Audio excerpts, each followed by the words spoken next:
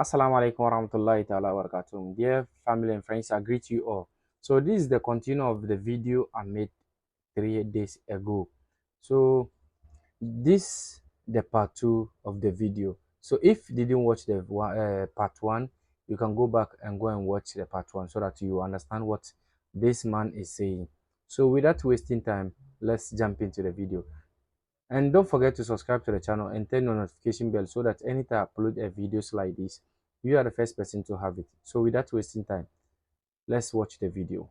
Of accepting, and he told me I can still learn, but as a Muslim as well, after taking your shahada, I thought to myself, I'll do it, man. And after that, when we did it over the phone, I haven't looked back. Yeah, alhamdulillah. What did your family and friends say? Very accepting, man. I'm very fortunate because I do know about stories of because I come from a Christian home. A lot of them have bad, perception of Islam, and the things they're really been brainwashed to think about Islam, is in a negative way. But my family, they because I've been, such a out of control type of person, like they saw that, the discipline that comes with being a Muslim, is a beautiful thing. So yeah, they were very accepting, and yeah, I'm very fortunate for that.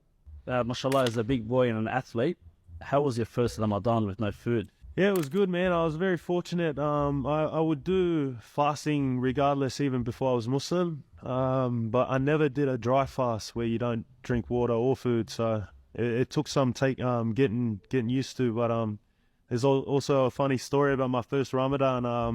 I was with the brother Blake Ferguson. He used to play NRL as well, and he told me I wasn't allowed to swallow my saliva. So.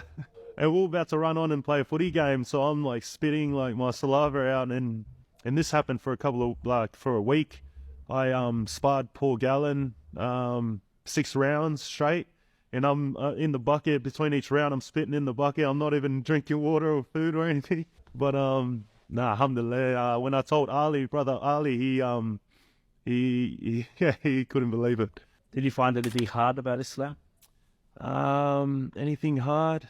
Being in because I was, prior to being Muslim, I was in a relationship where we weren't engaged or married, but and she was Lebanese Christian, and her uncle's a pastor, and I think that really, like, not being able to marry in a church played a big role, like of that relationship. But alhamdulillah, it's we've separated, so inshallah I'll find a righteous woman soon. So if you had one message to any non-Muslim out there, maybe some of your NRL colleague players, maybe some of your friends around you now, about Islam, what would that be? If I had a message, they all know me for being, that reckless person and all these things, and some of them are down that path. So just if I had a message, man, there's only one thing that fixes all, and that's Islam. To put it simply, yeah, Islam, it really does fix everything. Your mental health, everything like that. So alhamdulillah. Do you have a favorite verse from the Quran? Yeah, I do actually. Duha, and he found you lost and guided you. That's my favorite one. And he found you lost and he guided you. So for me, that one's really stuck out, man. And prior to Islam, I was an atheist for about 12 years, and then before that, I was agnostic. Yeah, I had my doubts and I was skeptical, And if you had one dua, one ask from Allah subhanahu wa ta'ala, what would that be? Every prayer I always ask to keep me steadfast and keep me on the straight path, and every prayer I always tell him, I'll always run to him, no matter what happens in my life. It really helps, man, especially in prostration. When you're bowing and your forehead and your nose is on the ground.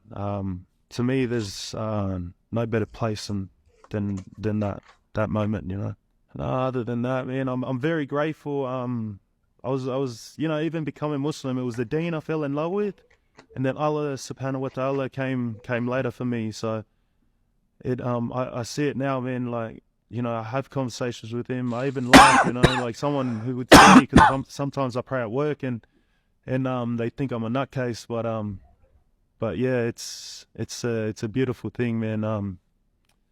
Yeah, I'm very grateful. Jacob, do you regret it? Regret being a Muslim? Nah, no way. Nah, I'll whatever it takes. I won't question it ever, because it gives me peace. Nothing's ever given me peace.